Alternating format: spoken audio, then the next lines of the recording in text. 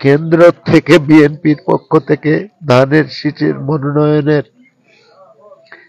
বিষয়টা আমি নিশ্চিত হয়ে আল্লাহর কাছে প্রার্থনা জানাই, যদিও শিরিক হবে তারপরে আমার মৃত মা বাপের কবরের পাশে দাঁড়িয়ে আমি আল্লাহর কাছে প্রার্থনা করছি, রব্বুল আলামিন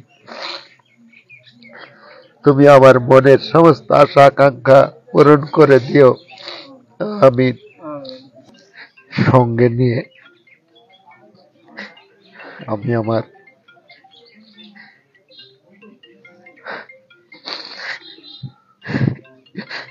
গর্ভধারিণী মা বাবার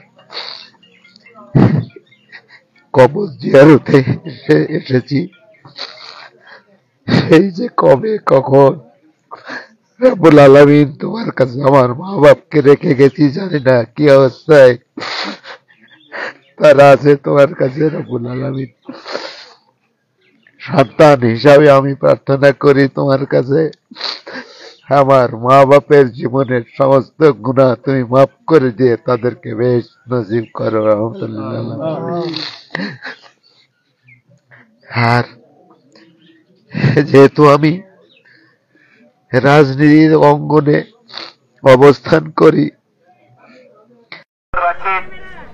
আমরা দোয়া করব, আস্তাগফিরুল্লাহ পড়ব, বিসমিল্লাহ সহকারে তিনবার, সূরা ফাতিহা পড়ব একবার, সূরা ইখলাস। পিছনে আসেন সবাই, সবাই বসে আসতে, হ্যাঁ সব পেছনে যান, আমাদের পিছনে থাকেন। আমরা সকলে পিছিয়ে যাই, আসলে আমরা একটু নিজ নিজ জায়গা থেকে আদব তৈরি করি।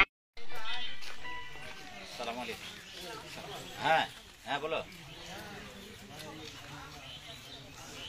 আমার আমজাদ না। আল্লাহ সুবহান রাব্বিকা রাব্বিল ইজ্জাতি আম্মা ইয়াসিফুন, সালামুন আলাল মুরসালিন, আলহামদুলিল্লাহি রাব্বিল আলামিন।